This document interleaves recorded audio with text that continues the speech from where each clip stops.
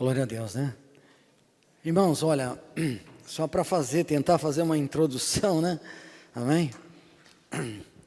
Entenda, né, que às vezes tem coisas que Jesus conquistou para nós naquele momento do derramamento do sangue dele, naquele momento do sacrifício, da morte de Jesus na cruz do Calvário.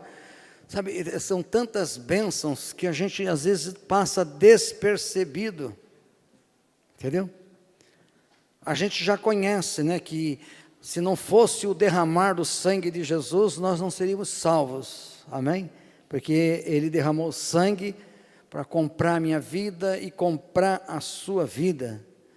Mas sabe, quando Jesus, Ele deixa claro na cruz, aonde Ele expressa dizendo, está consumado, sabe, consumado, realizado, está tudo pronto, amém?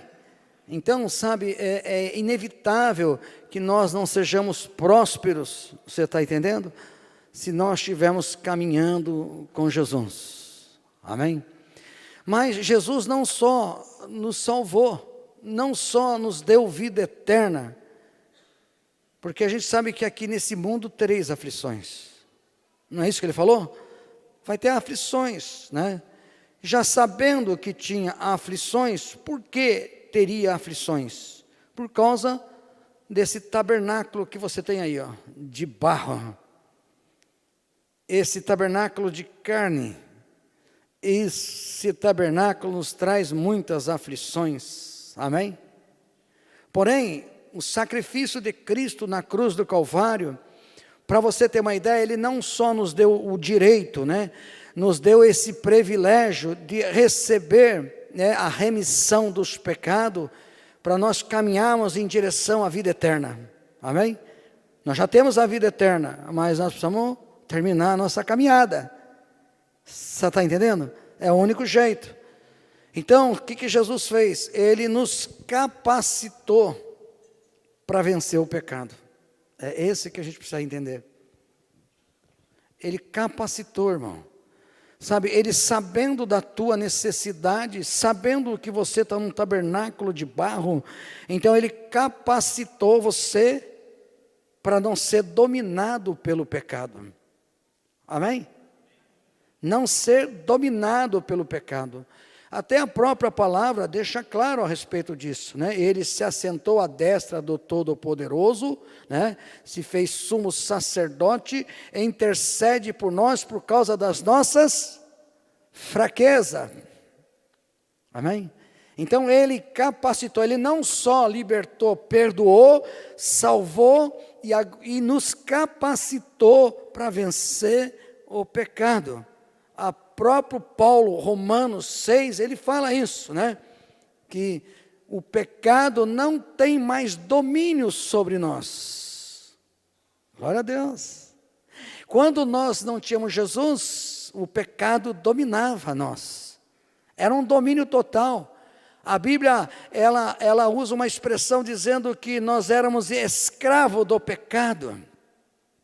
Então o pecado dominava, ainda que você não quisesse cometer o pecado, você não suportaria, não teria condições, você está entendendo?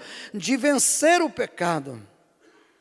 Então nós precisamos ser aqueles crentes que entendem que nós estamos capacitados e o pecado não tem domínio mais sobre a minha vida, amém? Você veja bem que ele está falando de domínio. De domínio é voltar você a ser escravo de novo. Ele não está falando de uma queda, sabe, de no percurso da sua vida você dá uma topada e cai e fica, né? Não, você levanta, né? Ele está falando de você deixar o pecado te dominar. Mas ele já capacitou a noiva, capacitou a igreja para não deixar o pecado dominar. Amém? Então isso é óbvio. Então a gente precisa entender como igreja de que nós temos que fazer aquilo que Deus falou para Josué. Olha, medita nesse livro de dia e de noite, e então, né, não desvie nem para a direita nem para a esquerda, então prosperará o teu caminho, vai prosperar a tua vida, amém? A nossa vida muitas vezes, né, ela fica bloqueada Porque muitas vezes nós caímos, ou muitas vezes nós se afastamos do Senhor. Porque, sabe, é uma questão de fé. Nós temos que crer na palavra. Amém? Tem que crer.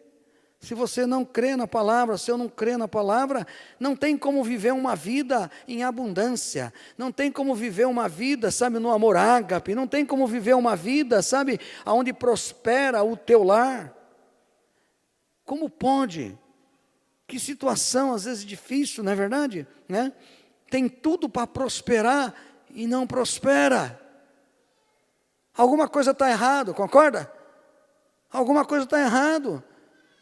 Vamos avaliar a nossa vida. Em todos os aspectos da nossa vida deve ser avaliado. Por que que a nossa vida não é em abundância? Por que que a nossa vida não é uma vida de paz e alegria no Espírito Santo? Alguma coisa está errado. Porque então as promessas de Deus não valem mais nada? Vale ou não vale as promessas de Deus? Ela é uma verdade para a sua vida ou não é uma verdade para a sua vida? Sabe, ela tem que ser uma verdade para nossas vidas. Amém? E entender que quando a gente fala em prosperidade é em todos os aspectos. Mas é melhor você pensar que o reino de Deus não é comida nem bebida, mas é paz e alegria no Espírito Santo. Quem tem paz e alegria no Espírito Santo, vence qualquer batalha. Não tem batalha que um crente não pode vencer, que não vença, né? Se tiver paz e alegria no Espírito Santo. Amém? Você passa no meio da batalha, né, louvando e glorificando o nome do Senhor. É uma questão de fé, é uma questão de acreditar na palavra de Deus. Amém? Então tem muitas coisas que a gente precisa dominar. Eu quero falar de uma coisa só, que é uma coisa que é uma situação muito difícil para todos nós, né? Foi difícil lá no céu. Lá no céu foi difícil. Na terra, então, mais difícil ainda. Então, eu quero falar dessa situação. É a questão do orgulho. Amém? Sabe, entenda uma coisa, irmão. Você fala assim, se alguém falar aqui que não tem orgulho, já está pecando. Porque isso é fruto da carne. Isso faz parte da nossa carne. Tem muitas coisas na nossa carne. É ou não é? Não está o que está escrito lá em Gálatas? A carne é participante daquilo ali, isso está na carne. Se você não quer sentir mais certas coisas, só se orar e Deus levar você hoje. Aí amanhã você não sente mais nada. Certo? Porque, então, por essa razão, né, ele fala que sentou à destra do Todo-Poderoso e intercede por nós por causa das nossas fraquezas. Nós somos fracos. Mas se nós somos obedientes à palavra de Deus é forte. Você consegue vencer. Se você crê, é uma questão de você crer. O pecado bate na tua porta e você fala, mas olha, eu já morri para o pecado. Você não tem mais, né, chance comigo. Você não tem mais domínio sobre a minha vida. E não sou eu que falo, é Jesus que fala isso, é o Espírito de Deus que fala isso. Não tem e não tem. É uma questão de decisão, né? Então, nós temos algumas dificuldades. A primeira é que nós temos o livre-arbítrio. Sempre teremos o livre-arbítrio. Até o último dia da sua vida você vai escolher se você vai ficar com Jesus ou você vai cair fora. E o diabo sabe disso. Por que que o diabo sabe disso? Porque ele veio de lá, do reino de Deus, do céu, né? E ali também, aquele querubins, ele tinha livre-arbítrio. Tinha ou não tinha? Ele vivia em santidade, formosura, você está entendendo? Ele tinha o livre-arbítrio também. E ele foi tentado, com certeza, porque o orgulho, né, ele se elevou, né, e aí Deus teve que, né, cortar, né, as asas dele. Será que está com asa ainda? Não sei, acho que Deus cortou, né? Com certeza. Então, ele mesmo tinha o livre-arbítrio. E a grande dificuldade nossa, então, é o livre-arbítrio e esse tabernáculo de barro. Esse é o grande problema nosso. É o nosso livre-arbítrio, porque é nós que escolhemos, Às vezes a gente até se coloca, ó, Deus é que mandou fazer, Deus é que pediu para fazer, Deus é que realizou, nada, às vezes não foi nem Deus, Deus não põe nem o dedo naquilo que você fez. Foi você, pelo teu livre-arbítrio, você escolheu fazer isso, escolheu fazer aquilo, você tomou as decisões. Por isso que nós temos que estar preparados na palavra de Deus, para não tomar decisões erradas, irmão. E depois vai culpar o diabo. O diabo veio para isso, matar, roubar e destruir. Não adianta você desculpar. É o diabo. Não, é você que, né, tomou uma decisão errada. O livre-arbítrio é seu. O pecado, Jesus já morreu, o pecado não tem mais domínio sobre você, porque decide errando. Deu você entender? Como é que pode? Pode desfrutar do reino de Deus e não desfruta. Uma mesa preparada para a igreja e não desfruta. Sabe, é como se você tivesse, levar isso para a questão cotidiana, você tem muito dinheiro, muitos bens e não desfruta dos teus bens. Você faria isso? Não seria normal se você fizesse isso, né? Para que ganhar dinheiro se você não vai desfrutar do seu dinheiro? Não é verdade? Mas isso são coisas carnais, tudo bem, alguém pode até ser avarento, né? Que o Deus dele é mamão, ele só gosta de dinheiro, né? Mas nós estamos falando de desfrutar, não de dinheiro, desfrutar da paz e da alegria do Espírito Santo. É desfrutar desse reino, é desfrutar, sabe, desse altar, é desfrutar desse poder de Deus, amém? Desfrutar de que eu fui perdoado, eu tenho livre-arbítrio, eu não sou mais escravo do pecado, o pecado não tem domínio mais sobre a minha vida, então se não tem, eu decido não pecar. É muito simples, dá até raiva, né? Como diz o apóstolo, né? Muito simples, basta você decidir, amém? Olha, Deus é tremendo, Ele ainda está falando assim, olha, não vem sobre vós tentação, a não ser tentação humana, mas fiel é Deus que não te deixará ser tentado mais do que podeis suportar. Olha que Deus ainda, Ele restringe as trevas contra a sua vida, além de te capacitar para vencer o pecado, Ele ainda fala, você não, só vai até aquele ali, aquele demônio ali vai, mas você não vai não.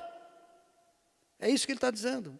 Não vai deixar você ser tentado mais do que podeis suportar. Por que não suportou? Porque não teve fé. Não teve fé. Não acreditou na palavra de Deus.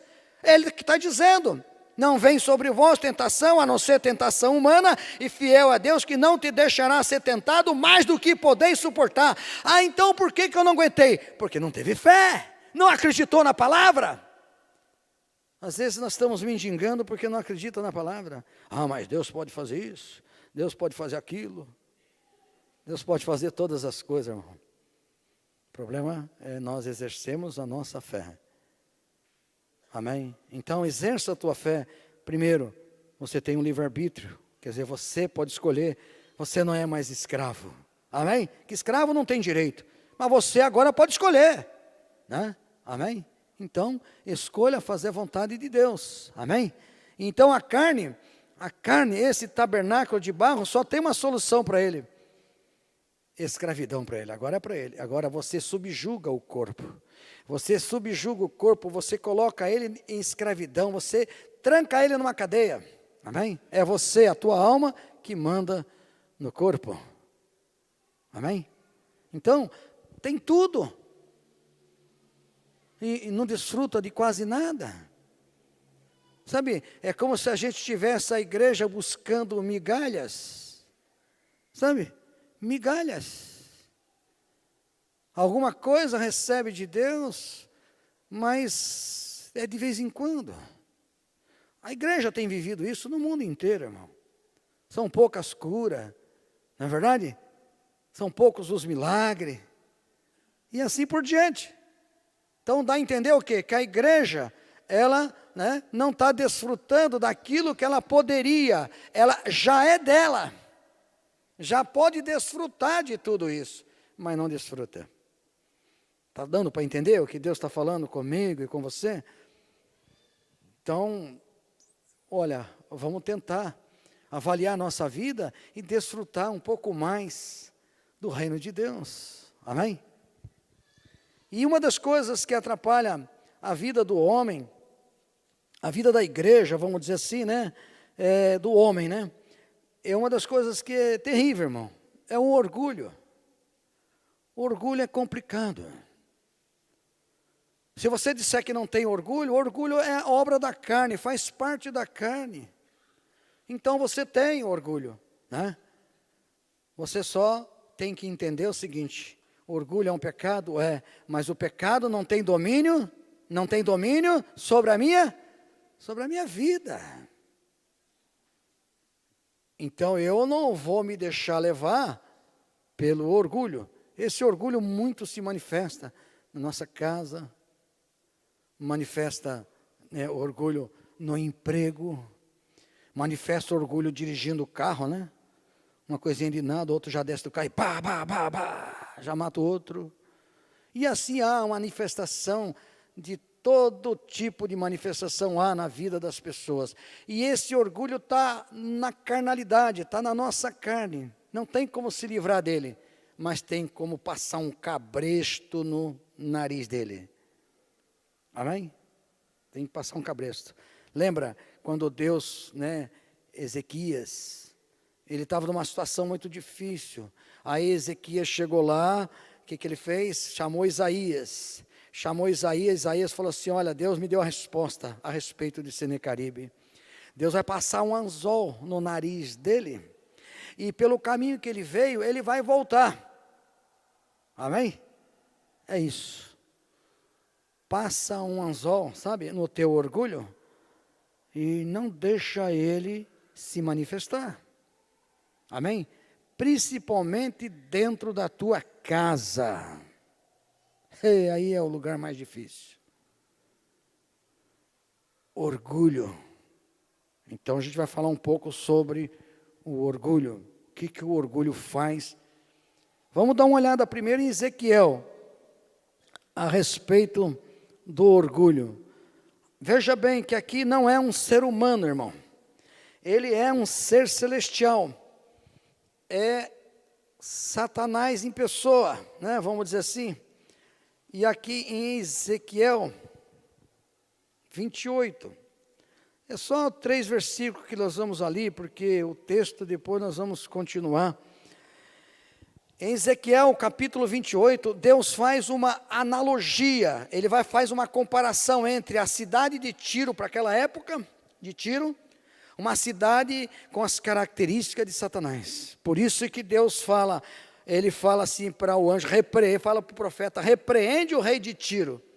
E ele faz uma comparação com Satanás, com esse querubins caído, para você ter uma ideia. Porque ele começa a falar aqui no capítulo 28, do 13 ao 17. Tu estava no jardim, estava no Éden, jardim de Deus.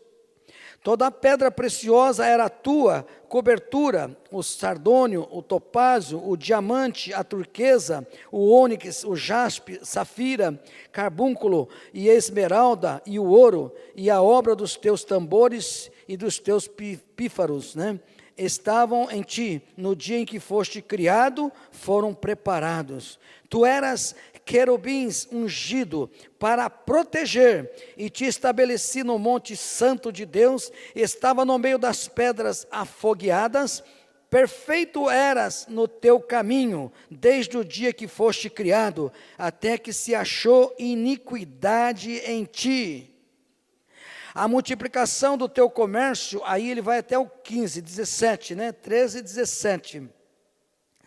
A multiplicação do teu comércio se encheu o teu interior de violência, e pecaste, pelo que lançarei profanado fora do monte de Deus, e te farei perecer, ó querubim protetor, entre pedras afogueadas. Elevou-se o teu coração por causa da tua formosura, corrompeste a tua sabedoria por causa do teu resplendor. Por terra te lancei diante dos reis e te pus para que olharem para ti. Amém? Era esse querubins com todos aqueles atributos. Olha os atributos desse querubins, irmão. A formosura dele, a sabedoria dele, a posição que esse querubim se encontrava. Sabe que às vezes, A maioria das vezes, né, o orgulho ele mais se manifesta quando a gente já está, sabe, como diz assim, né, na expressão bem caiçara e popular, por cima da carne seca, não é verdade?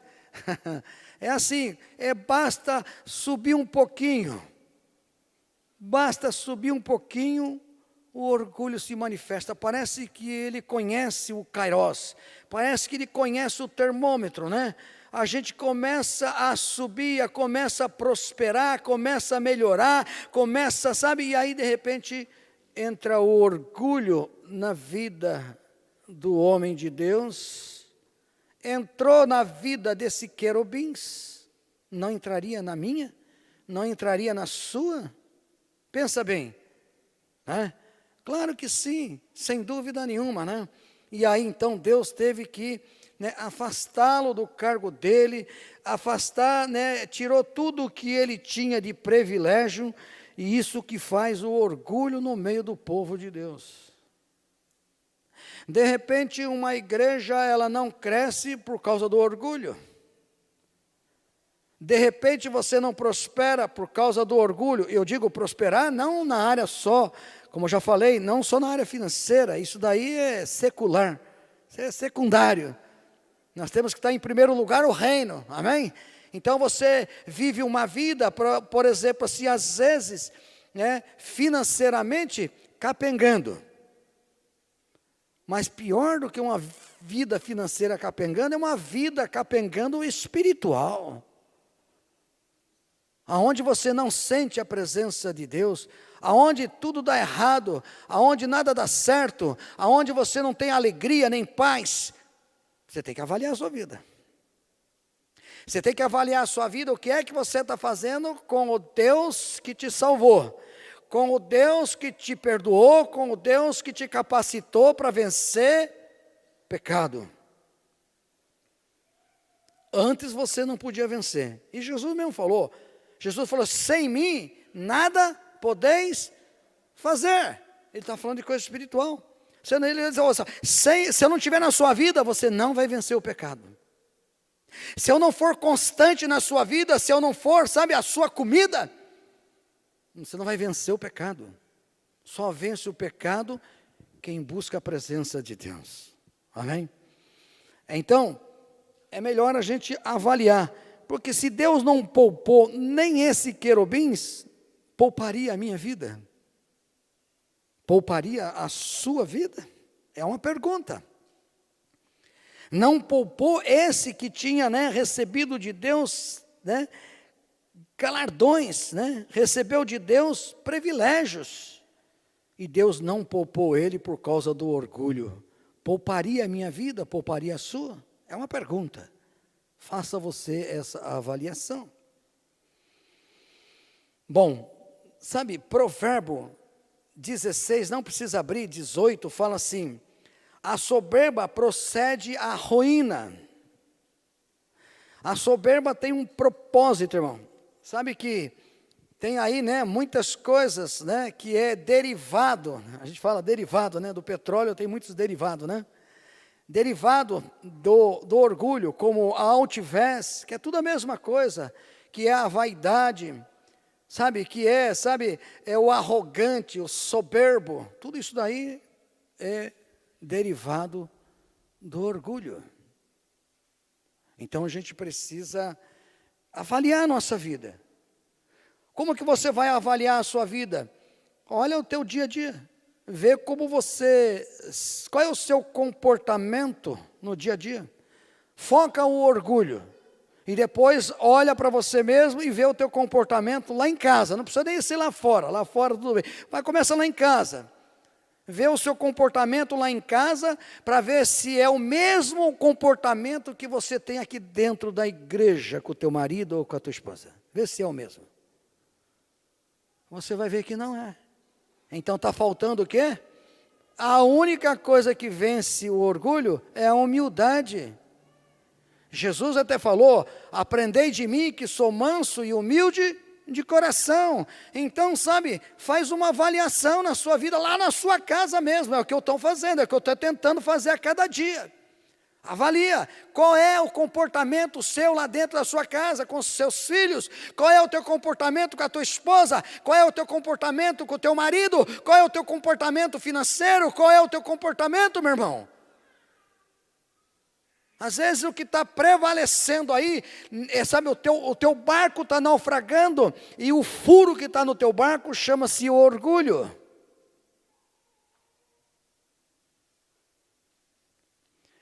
Quem é capaz de fazer algum julgamento aqui? Levanta a mão. Quem é capaz de fazer um julgamento aqui? Ninguém. Não somos nada. Se nós julgássemos a nós mesmos, nós não seríamos julgados. É uma das coisas, o orgulho do homem faz julgar as pessoas, faz julgar o irmão da igreja. Então, sabe, quem somos nós para julgar? Nós somos pecadores também, mas nós não estamos no lugar de Deus. Não sabemos porque uma pessoa fez tal coisa. Você não sabe, e porque julgas? Por causa do orgulho. Nós não somos nada. A Bíblia diz que caco dos cacos é o que nós somos. Quem é o homem para que Deus se lembre do homem? Não somos nada. Sem Jesus não podemos fazer nada. Então, sabe, nós temos que, eu gosto da ceia por causa disso. Examine o homem a si mesmo, coma do pão e beba do... Examine, ele falou para examinar você. Não é nem o teu marido. É para examinar você. Examine você mesmo. Vê como você está andando. Vai tomar a ceia? É isso. Amém? Então, você avalia isso. Então ele fala assim, que a soberba procede às ruínas. A gente sabe o que é ruína, é destruição. O diabo não veio senão para matar, roubar e destruir, meu irmão. Está lá na palavra, João 10:10. O diabo não veio senão para matar, roubar e destruir. E a soberba procede, às ruínas. A ruína. Vai acabar, você vai ficar em situação difícil. É melhor você consertar o que você tem que consertar. É melhor você parar para avaliar a palavra de Deus, meu irmão. É melhor você parar e entender que você tem que temer o Senhor, tem que respeitar a Deus. Sabe, às vezes a gente vem querer respeitar a igreja, tem que respeitar a Deus, rapaz. Então para avaliar. Conserta-se com Deus, essa é a realidade. Não adianta, sabe, a gente continuar vivendo uma vida de hipocrisia. Você está entendendo? Falando, mas não faz. Está na hora de mudar. Chega! Rapaz, você está perdendo tempo. Nós estamos perdendo tempo, sabe, não desfrutando daquilo que Deus já determinou pela sua palavra. É terrível, irmão. Terrível. Você já pensou você nadar, já viu aquelas pessoas nada e morre na praia? Parece que a igreja está assim. Vai nadar e vai chegar na praia. Sabe, nós não podemos esconder nada de Deus. Deus conhece a sua vida, eu não conheço. Mas Deus conhece a sua vida na intimidade sua. Ele sabe até o que você tem, que Ele não gosta, que você nem percebe, nem sabe. Sabe, a gente precisa tomar uma posição diante de Deus. Quem é Deus para você?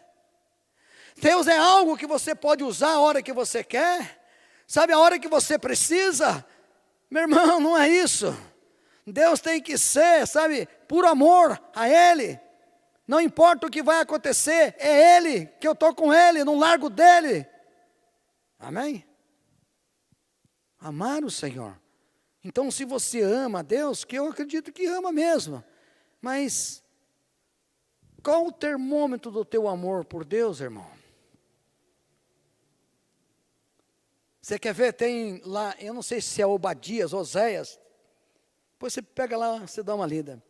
Ele fala assim, eu acho que é Efraim, Efraim, ou falou Jerusalém, eu não me lembro bem, acho que Efraim, né? Falando para um certo determinado tribo, e diz assim, teu amor é que nem o orvalho da manhã. A hora que sai o sol já era, acabou. Parece que a igreja está vivendo isso. Mas Deus quer que a igreja saia desse patamar. Quer que suba um pouco mais. Amém? Falou isso para Israel. Vamos dizer que fosse Israel, não sei se é Israel. Está lá dizendo, olha, o amor de vocês é como o orvalho da manhã. Você viu o orvalho como é que é? Ele sai, a plantinha está toda úmida, não é verdade? Aí quando bateu o sol, não dá 10 minutos, já secou. É o amor da igreja por Deus nos dias de hoje. Mas veja bem, Deus já capacitou você para amar a Ele de todo o teu coração. Deus já estruturou a igreja para dizer para o pecado, não, acabou, encerrou. Já fui lavado, comprado pelo sangue de Jesus, ou você não tem mais domínio sobre a minha vida, pecado. Seja ele que for, né? Amém? Mas precisamos avaliar a nossa vida, porque a gente não sabe o dia da manhã, não sabe se Jesus chega ainda hoje à noite, amanhã. Aí, às vezes, você já orou pedindo para Deus voltar logo? Cuidado, hein? Cuidado, porque você tem que ver a sua vida. Sabe, parece que a gente, sabe, eu penso assim, que parece assim, eu não estou julgando ninguém, eu estou falando, para mim vir pregar, eu não queria nem vir pregar hoje, eu estava naquela mesma situação, falei para minha esposa, eu estou nervoso, estou bravo, estou querendo chutar a parede, eu não sei o que está acontecendo comigo, e comecei a orar em línguas, porque toda vez que eu venho pregar, eu só prego essas coisas, mas isso é coisa de profeta, eu tenho que assumir minha posição. Eu falei, Deus, lá vou eu de novo, né, para a cruz. É desse jeito, difícil para mim, sabe? O Senhor só me coloca palavras duras, não coloca a palavra, não dá moleza, não sabe, não tem moleza, né? E aí eu fiquei apavorado, mas eu falei, vou obedecer, eu vou falar, goste quem gostar, eu estou falando de Deus, eu não estou falando do diabo, não estou falando da sua derrota, eu estou advertindo você para você não ser um derrotado. Toda correção, ela gera tristeza, mas a correção de Deus gera tristeza para a salvação. Deus corrige e repreende a quem ama. Está me corrigindo, está corrigindo você como igreja também. Então, sabe, não tem que ter medo de falar, vai e fala. Então faz uma avaliação na sua vida, meu irmão. Então, porque a soberba, ela pode, sabe, colocar o teu casamento nas ruínas, a sua família inteira, a sua área financeira, a tua vida espiritual, pode botar você numa ruína. Ele vai destruir, o diabo veio para destruir. Ele não vai destruir aquilo que já está destruído, irmão. Ele vai destruir crente. Ele vai destruir aquele que conhece a palavra. Ele vai destruir aquele que já esteve com Jesus, sabe? Caminhou muito tempo com Jesus e agora está afastado e agora não quer mais saber, nem sente mais a presença de Deus. Mas é claro que não vai sentir. Abre o teu coração, toma uma posição. O que é que você vai fazer? Se você vai voltar-se para Deus ou não? Se você vai realmente respeitá-lo, temê-lo, porque senão não adianta. Sabe por quê? Viver uma vida de religião não vai ter vida eterna. Tem que ser sincero com Deus. Tem que ser verdadeiro. Tem que fazer do jeito dele, não é do teu. É o que Deus tem, primeiro cobra eu, né? Porque ele veio falar a palavra, primeiro fala comigo. Porque eu estou ministrando a palavra, então Deus, primeiro Deus arrebenta comigo, agora arrebenta com vocês aí também. Amém? Glória a Deus. Porque não é para nos condenar, Ele está tentando não deixar nós nos perdermos no meio do caminho. Ele é Pai. Sempre foi, sempre será. Ele quer corrigir para que a gente não se perca, irmão. Que amor, que preocupação, que zelo. Não é verdade? Amém? Então, sabe, provérbio, esse nós vamos ler 6. Dá uma abertura lá em Provérbios 6. Provérbios 6. Provérbios 6, versículo 16 e 17. Ele fala assim: estas 6 coisas, o versículo 16, 6:16, provérbio. Essas 6 coisas aborrece o Senhor, e a 7ª a sua alma abomina: olhos altivos, língua mentirosa, as mãos que derramam sangue inocente, o coração que maquina pensamentos viciosos, e pés que se apressam para correr para o mal, testemunha falsa que profere mentiras e semeia contenda entre os irmãos. A primeira da listagem está olhos altivos, o orgulho. Olhos altivos, olhos altivos, olhos orgulhosos, olhos arrogantes. Amém? Não tem interesse em ouvir outras opiniões. O orgulho faz isso com a gente.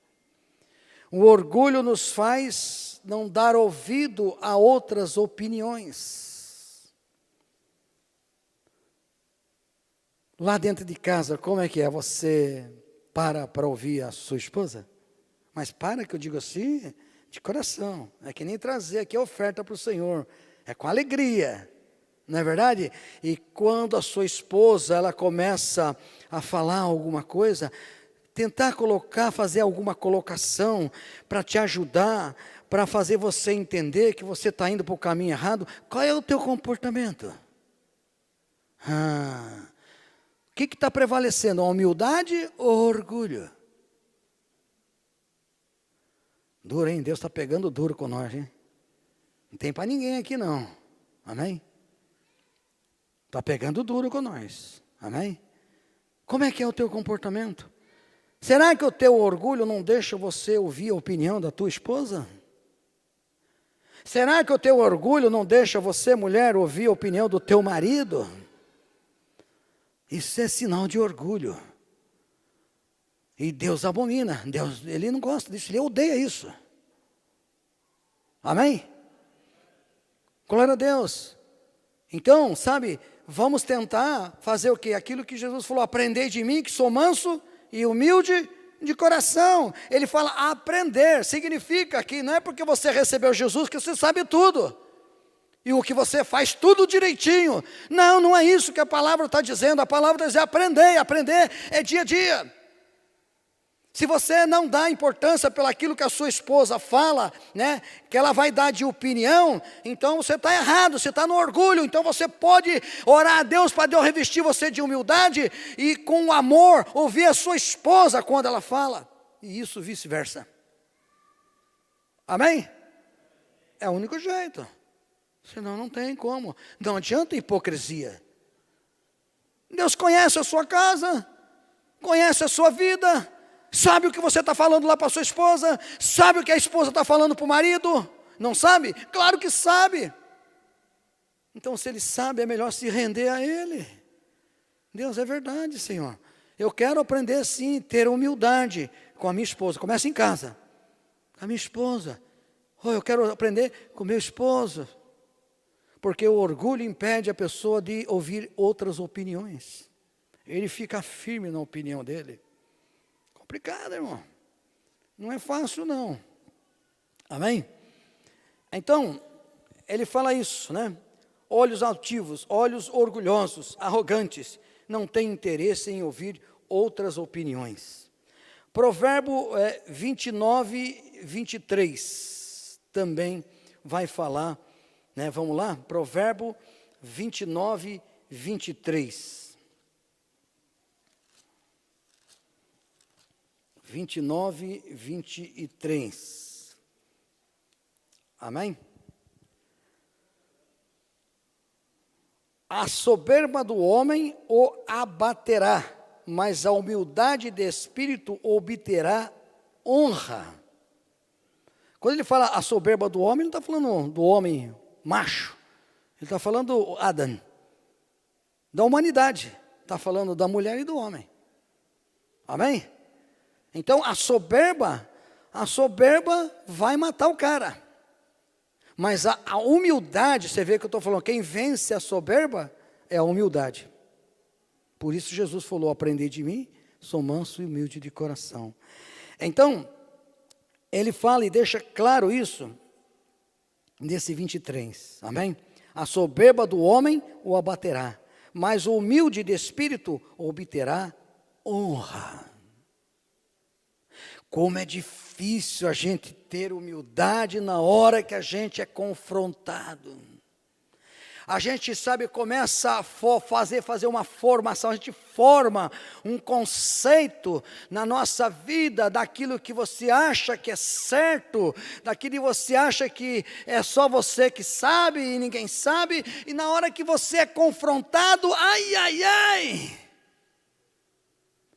Quando você é confrontado, se você não tiver humildade, vai sair a arrogância. Vai sair a soberba, o orgulho vai prevalecer e não vai ser honrado. Deu para entender? Agora, se você quer ser honrado pelo teu esposo, ou vice-versa, pela sua esposa, começa a praticar humildade. Você vai errar, mas começa. Começa. Sabe, é como um filho, sabe, que é drogado e ele resolve parar de usar droga e vai lá para a casa de recuperação. Oh, glória, aleluia! Eu sei que não está preparado, mas já começou. Ele já interessou, ele já quer sair das drogas. É a mesma coisa Deus olhar para você e você está tentando praticar, exercer humildade com a sua esposa, exercer humildade com o teu marido, e Deus está lá no céu junto com os anjos, vão fazer festa.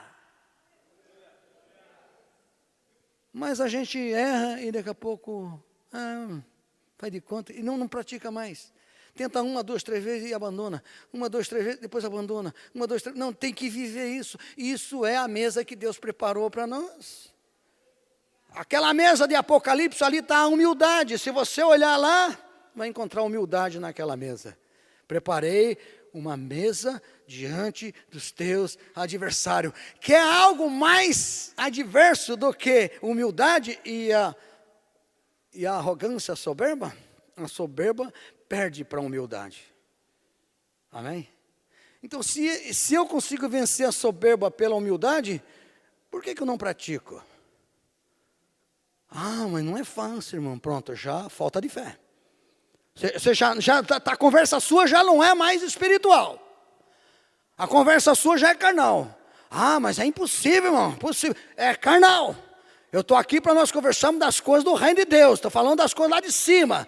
E se eu estou falando das coisas lá de cima, então você olha, é difícil, mas vou vencer. Eu não vou parar. Eu vou tentar exercer de novo humildade. E mais humildade. E eu vou lutar pela humildade. E eu vou vencer. Porque Jesus falou que eu sou mais do que vencedor. Não tem nada que eu não possa vencer. Porque o Espírito Santo já falou que eu tenho domínio, né? O pecado não tem, esse orgulho que é pecado, não tem domínio sobre a minha vida. E eu creio. Cara, o diabo, eu vou te dizer, o diabo vai sair correndo. Falou, não quero nem ouvir esse cara mais. Deixa eu ir embora que o negócio aqui pegou, né? Mas não, a gente tenta a primeira, a segunda, às vezes nem tenta, irmão. Um pai ficaria muito feliz se um filho tomar uma decisão dessa que eu falei, né? Eu vou lá para me tratar, pai. Qualquer pai ficaria feliz, não é verdade? E imagine Deus, que olha para você e você está se esforçando, né? Em ter humildade na hora que fala com a sua esposa, ou fala com o teu marido. Deus fica muito feliz, irmão. Mas o que não pode é se acomodar, sabe? Se você se acomodar, fica tranquilo que Deus vai fazer encostar o capeta aí na sua vida. Aí porque a gente só parece que toma posição quando está desse jeito. Misericórdia, parece que não gosta de desfrutar das bênçãos de Deus. Não é verdade? Tem que esperar o capeta quase afundar o barco para pedir para Deus. Socorro, Deus! Socorro, Deus! Está afundando meu casamento, está afundando minha casa, minha área financeira, a minha área vida espiritual. E falou, e aí, papudo? O problema é seu, se vira, cara. Já dei bênção para você, já fiz uma mesa diante do teu adversário. Você tem o Espírito Santo, você não é mais escravo do pecado. Você agora, o pecado não tem domínio sobre a sua vida. Já te dei dons espirituais, já te dei fruto do Espírito Santo. Você quer o quê? Está dormindo, rapaz. Está naufragando a tua vida inteira, levando, arrastando toda a sua família, e você não desfruta. Eu não tenho mais nada que fazer. Você que tem que fazer. A igreja que tem que fazer. Amém? Porque quando você resolve buscar a Deus, meu irmão, não tem como não prosperar. Não tem como não prosperar. Entendeu? É como somar 2 mais 2 é 4 e pronto, acabou.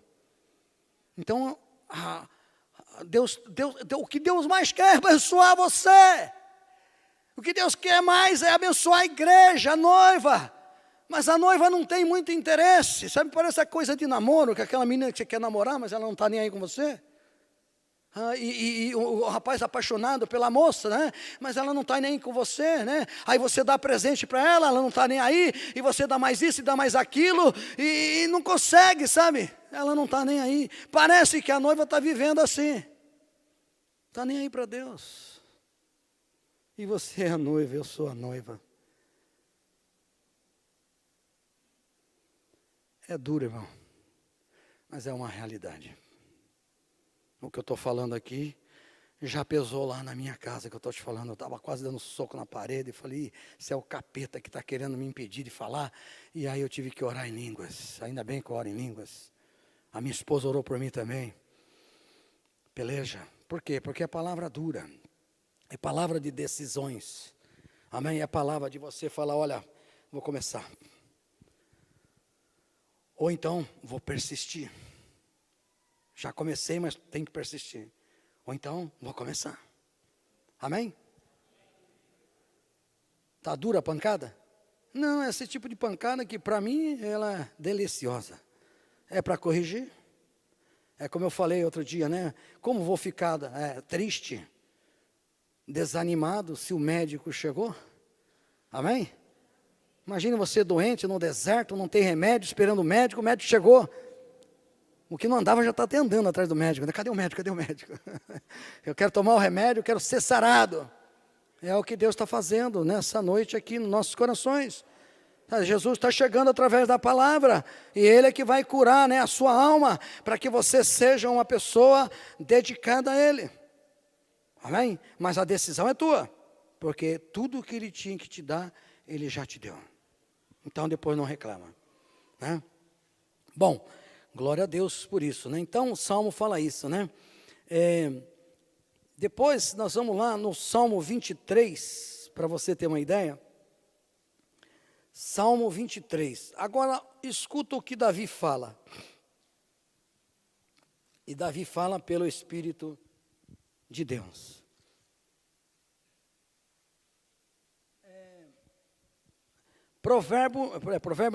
Salmo 19. Esse Salmo 19, uma parte dele eu conheço de cor. Eu acho, tremendo. Ele fala que as palavras de Deus é mais preciosa do que ouro, mais preciosa do que ouro fino, mais doce do mel que goteja do favo. É a palavra de Deus. A palavra de Deus é tremenda, irmão. Mas não é isso que nós vamos falar. Nós vamos falar em 19, versículo 23. Amém? Diz assim, olha só. Salmo 19, versículo 23. Amém? Estou tentando aqui ver se é 23 mesmo. Não, é o 12 e 13. 12 e 13. Quem pode entender os próprios erros? Expurga-me. Ele está fazendo uma oração. Davi faz uma oração para Deus. Expurga-me dos que me são ocultos. Ele está falando, né, dos pecados. Quem pode entender os seus próprios erros? Expurga-me dos que me são ocultos. Está vendo? Tem pecado que a gente nem sabe.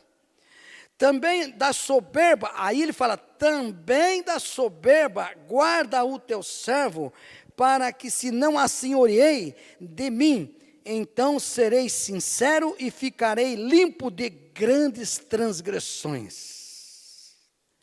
Aí ele usa essa frase, senhoria, isso aí, ó, muda esse negócio aí, né? Fala mais na lata, né? Às vezes a gente não sabe nem o que é isso, né? Entendeu? Aí dá para entender um pouco, mas fala logo na lata, né? E eu tive que pegar o dicionário para falar, deixa eu achar alguma coisa mais fácil para a gente entender. Amém?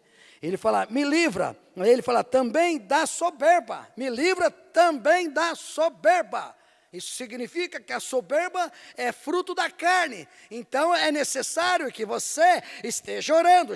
Senhor, me livra da soberba. E se o Senhor me livrar da soberba, eu vou me livrar de grandes transgressões. Meu Deus, irmão. Você está entendendo? É isso. E aí ele fala assim, né, nesse sentido. Eu até fui lá buscar. Ele fala assim, vamos ver assim.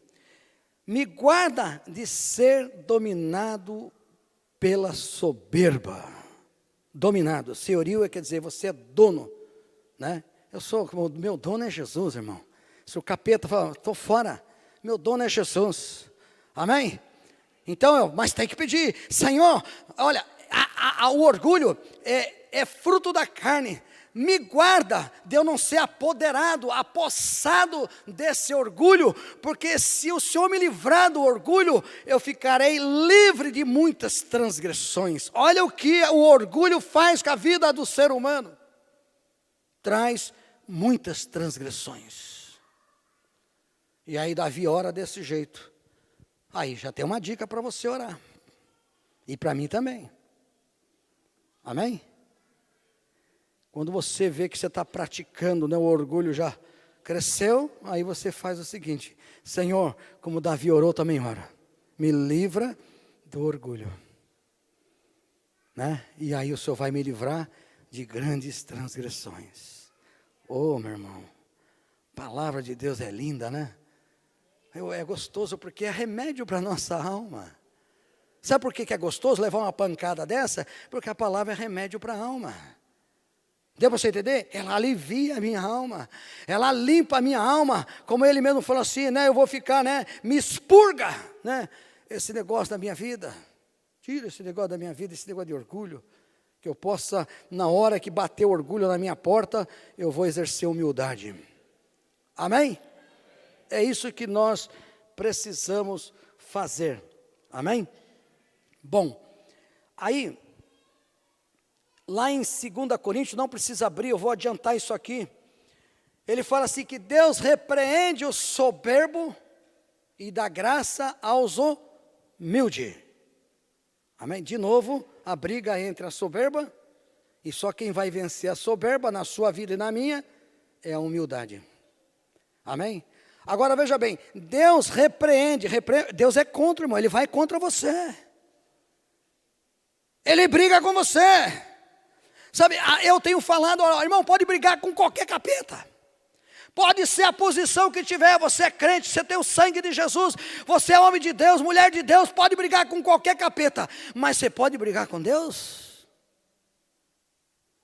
Consegue brigar com Deus? Nem o querubins conseguiu brigar com Deus, irmão, caiu fora. Então, quando você, sabe, vive numa vida de soberba, Deus vai te repreender, Ele vai brigar, está brigando com Deus. Não adianta. Vai quebrar a cara. Você pode brigar até com quem for aí na hierarquia que tiver de capeta. Mas com Deus, não tem jeito. Vai apanhar e vai apanhar feio. Então o que você tem que fazer? Se humilhar. Porque Ele repreende o soberbo e dá graça para uma pessoa humilde. Aí é graça. Graça é prosperidade. Graça é prosperidade, né? Você não merece, mas Deus dá. Recebe a alegria, recebe, né, o amor, recebe a graça do Senhor. Amém? Então, é isso. Ele vai, né? Ele diz isso. E aquilo que eu falei, João, né? Eu pus ali, mas já antecipei. João 15,5, não precisa abrir, ele fala então, que sem Jesus nada podemos fazer. Você não vai vencer o teu orgulho se você não crê em Jesus.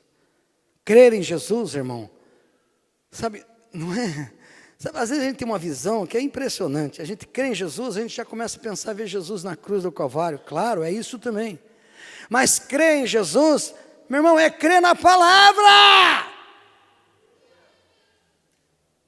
Deu para entender? Crer em Jesus é crer na palavra, não é o Jesus crucificado só não.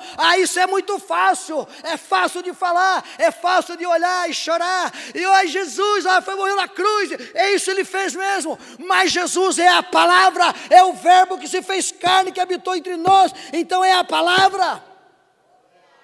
E a palavra diz: sede manso e humilde, aprendei de mim que sou manso e humilde de coração. Então não dá para viver sem a palavra. Não adianta ter uma visão, coitadinho de Jesus. Que coitadinho, irmão? Foi um homem bravo, foi um homem forte, poderoso, para vencer o que ele venceu. Sacrificou daquele jeito e você e eu às vezes não estão nem aí. Não dá, né, irmão?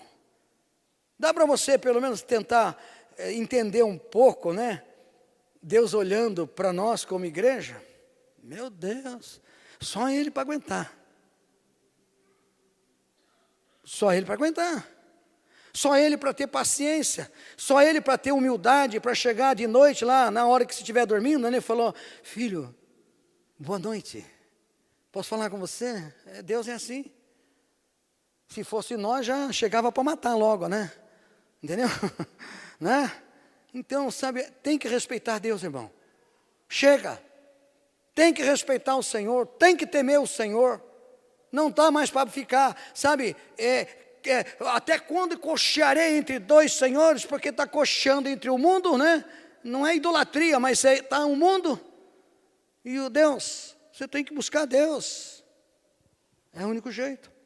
Como é que você ora? Se você falar que quer dar alguém testemunho, como é que você ora, hein? Como é que você lê a palavra? Quer dar testemunho? Lê a palavra todos os dias, mas lê a palavra ou você medita na palavra?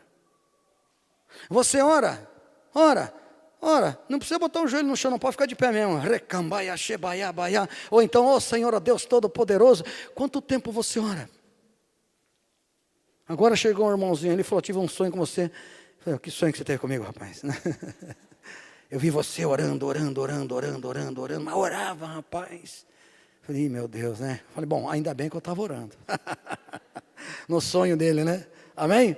Glória a Deus. Quanto tempo você fica na presença de Deus, irmão? Mas eu trabalho. Você trabalha, mas vai orando em línguas. Você trabalha, né? Vai louvando o Senhor em espírito e em verdade, né? Vai, faz alguma coisa.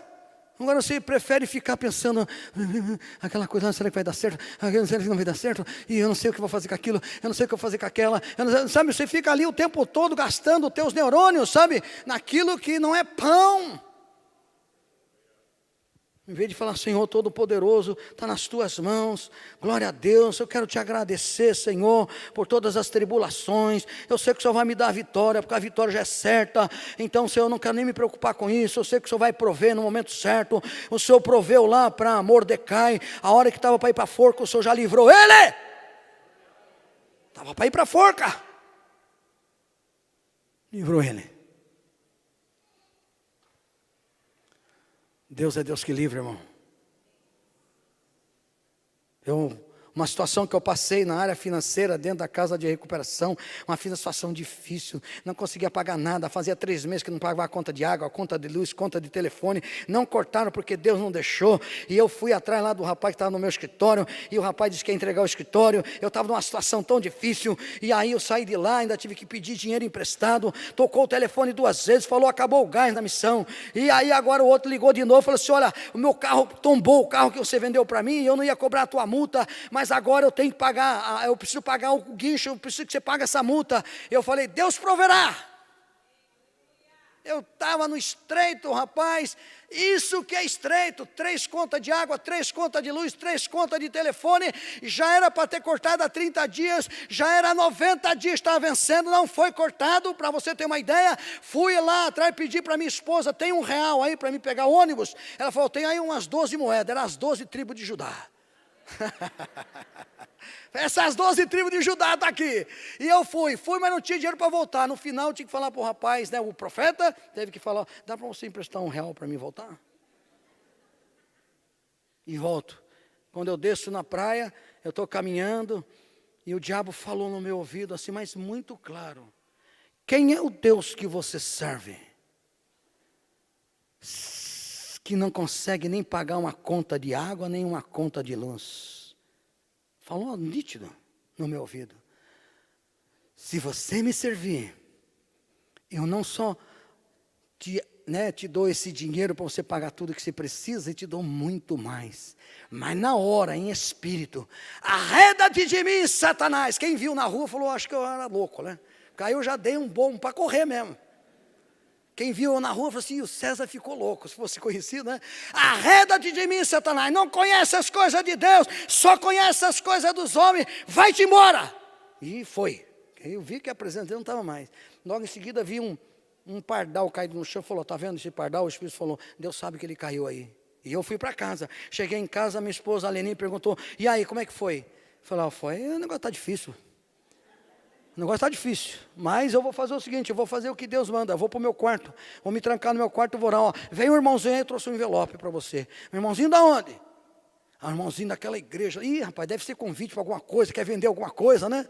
Falei, eu não estou podendo comprar nada não, né?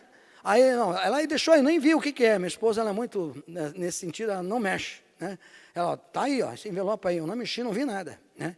Peguei o envelope e fui para o quarto orar. E aí, quando eu joelhei para orar, Deus falou, abre o envelope. Eu estou aqui e a cama está aqui. Abre o envelope. Eu falei, não vou abrir, eu vou orar para o Senhor primeiro. Deus falou 3 vezes, abre o envelope. Não, Deus, eu não vou abrir o envelope. Teimoso, né? Aí, abri, tinha, na época, R$470, era o salário e meio, ele ganhava um salário e meio, esse menino, era de uma outra igreja. E aí na hora, quando eu abri, eu comecei a chorar, e a palavra foi assim, buscai primeiro o reino dos céus, e a sua justiça, e as outras coisas vos serão acrescentadas. Foi na minha casa, o dinheiro foi na minha casa, irmão. Ainda sobrou R$200, paguei todas as contas, que era coisa barata aí naquela época, né? E ainda sobrou R$200. Falei, Jesus, eu não posso negar o que tenho visto e o que tenho ouvido. Amém? Deus é verdadeiro, Ele já deu bênção para você, é só você pegar. Você que tem que pegar. Você quer que leve ainda lá? Ainda levou para mim lá. Deus é bom demais, né? Tremendo, irmão.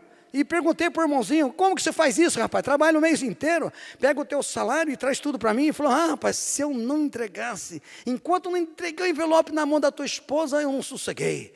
Parecia que eu ia pegar fogo. Eu entreguei, aí acalmei, fiz o que Deus mandou. Sacrificou o salário dele do mês inteiro, porque Deus mandou ele fazer isso. Isso é Deus. Deus não muda, irmão. É a mesma coisa. Depende de você, depende de mim. Amém? Está acabando. Eu quero fazer uma introdução no que eu vou falar aqui agora. Para nós terminarmos isso, pelo menos um pouquinho atrasado, mas tudo bem.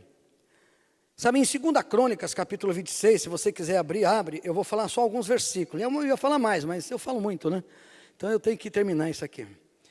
Então você veja bem, isso aconteceu lá, nós vimos com aquele querubins, lembra? Que Deus quebrou as pernas dele. Aí Deus quebra a perna de um homem chamado Uzias, aqui em 2 Crônicas, capítulo 26. Primeiro, que 2 Crônica, capítulo 26, se você for lá, amém? O versículo 5 diz assim,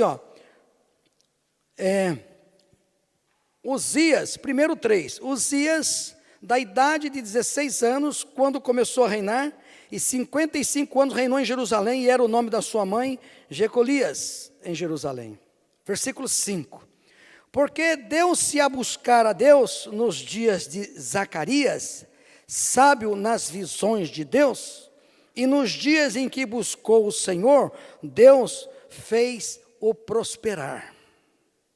Agora, presta atenção, eu vou fazer uma ligação desse versículo com a nossa vida agora. Amém?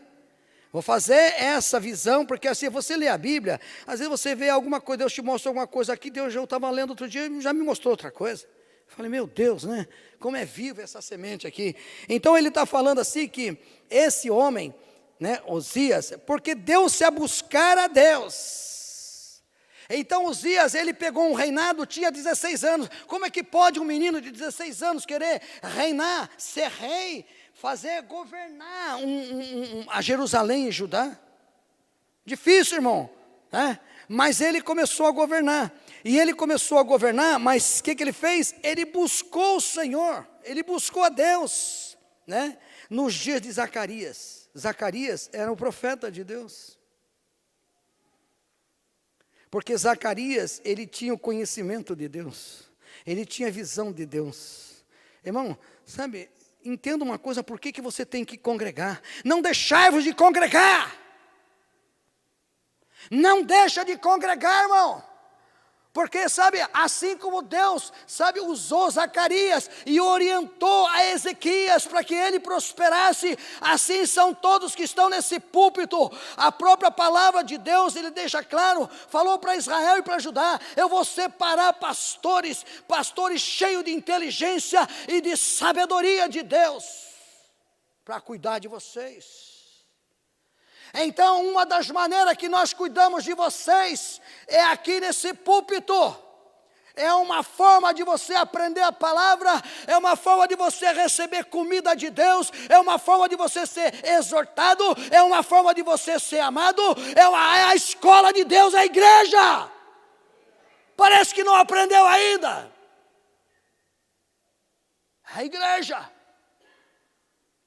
que estabelece homens, profetas, apóstolos, profetas, evangelistas, pastores, mestres, você está entendendo? Para ensinar a igreja, e Deus é que dá, não tem aqui ninguém melhor do que o outro, porque um é veterinário, o outro é corretor de imóveis, o outro é engenheiro, o outro, não tem ninguém, isso aí não é nada para Deus. O que serve para Deus na sua vida é a sabedoria dEle, que vai fazer você vencer o orgulho, dominar. Aqui não, quem domina aqui sou eu. Deu para você entender? Não tem como. Mas aquele homem, o que ele fez? Prosperou por quê? Porque foi buscar um homem de Deus, encostou em Zacarias. Zacarias, no largo do teu pé, Zacarias. Vamos lá, que eu quero buscar o Senhor. E a Bíblia fala que Deus fez esse menino aqui prosperar de tal maneira como não foi igual. Se você for ver a história de Israel, meu irmão. Homem que multiplicou as suas fortunas, homem que fez torres, homem que fez maquinários de guerra, homem que fez, sabe, ainda chamou ele amigo da agricultura. Um homem que conseguiu fazer tudo isso. E aí quando ele está no apogeu, é apogeu que fala, no moral alto, é isso? Quando ele estava lá, ó. Aí foi exatamente o que o diabo fez no coração. O que entrou no coração do querubins, entrou no coração de Ezequias, não, Uzias. Elevou o seu coração, achou que era alguma coisa. Aí Deus arrebentou com ele. Não teve jeito. Só para você ter uma ideia, ele construiu torres, poços, né, amigo da agricultura. O exército dele era grande. Ele tinha 300 e poucos soldados que era chefe, eram os generais dele, e era 360 mil, só estou dando assim, né? 360 mil soldados. Meu irmão, 360 mil soldados. Olha o que esse cara chegou. Era um menino de 16 anos, porque resolveu buscar o Senhor e foi orientado pelo profeta. Ele prosperou de tal maneira tremenda. Quando estava no seu apogeu, aí elevou o coração dele, o orgulho. Como pode um homem desse, veio do nada, agora tem tudo, e agora ele acha que ele é o cara. Não tem ninguém, não tem para ninguém, irmão. Deus, Ele é dono de todas as coisas.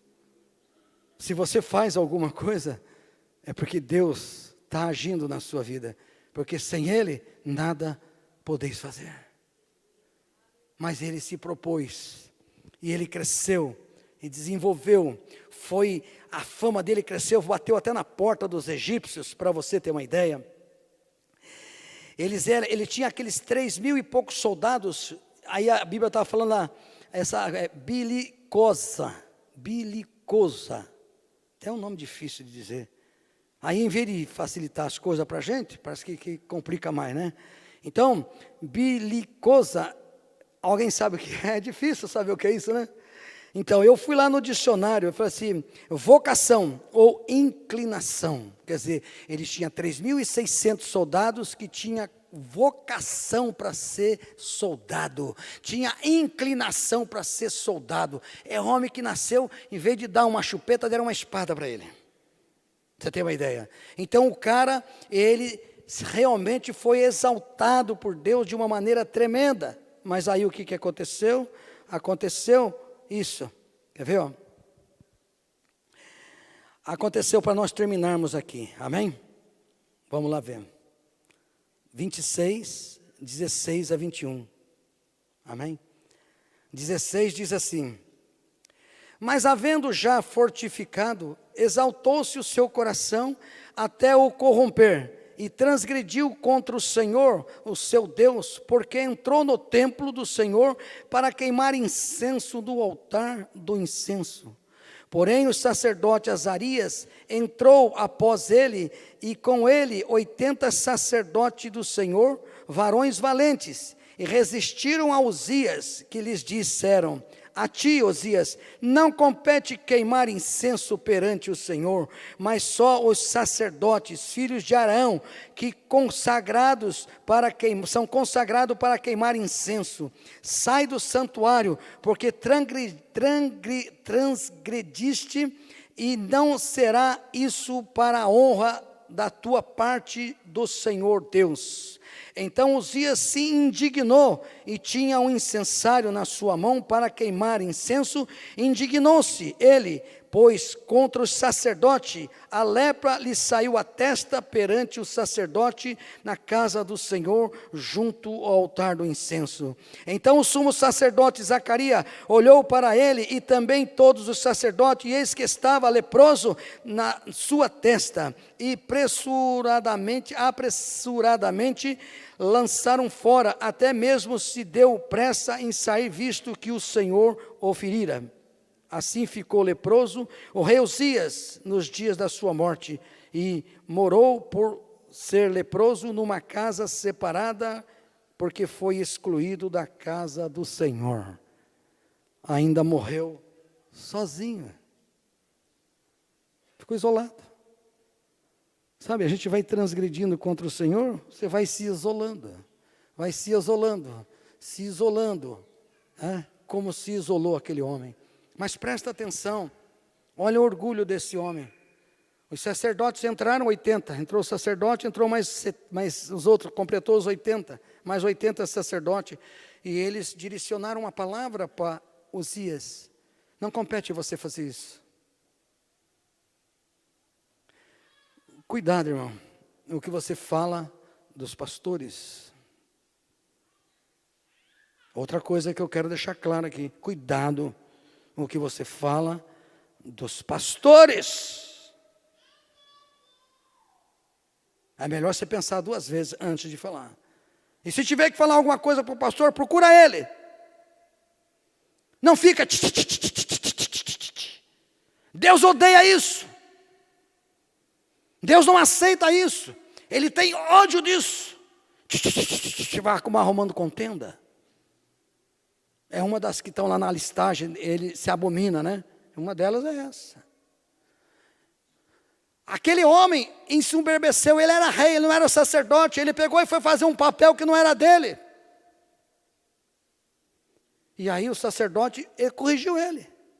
Ele poderia pedir desculpa ali na mesma hora e falou: olha, me perdoa, olha, não sei o que estava na minha cabeça, não sei por que eu fui fazer isso, não sei por que eu fui tomar o teu lugar, porque eu fui, sabe, fazer o que você só pode fazer, eu não posso, então me perdoa. Ele não ia ser ferido de lepra, mas o orgulho, por quê? Porque eu sou rei, eu sou o cara, entendeu? E aí por causa da rebeldia dele, aquilo ali é rebeldia. Não seja rebelde com seus pastores.